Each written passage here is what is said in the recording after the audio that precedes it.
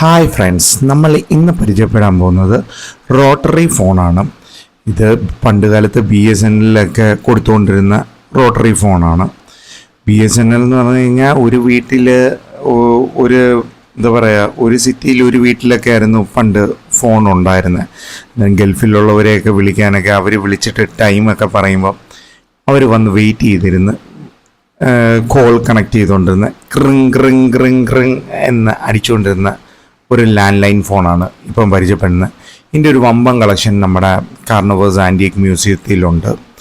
So ഇത് ഒരു piece വന്നിട്ടുണ്ട്. ഇത് ബാസ് ആൻറ്റിക്സ് എന്ന് പറഞ്ഞിട്ടുള്ളതാണ്. പുള്ളിയായിട്ട് എൻ്റെ ഫസ്റ്റ് ഡീലാണ് നടന്നിരിക്കുന്നത്. വളരെ നല്ല പാക്കിംഗ് ആണ്, നല്ല രീതിയിൽ തന്നെയാണ് പുള്ളി എനിക്ക് അയച്ചേക്കുന്നത്.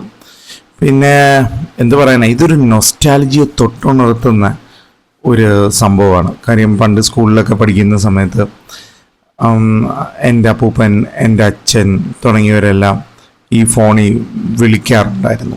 ഈ കളർ തന്നെ ഫോണല്ലായിരുന്നു, അന്നൊരു റെഡ് കളർ ഫോണായിരുന്നു വീട്ടിലിരുന്ന.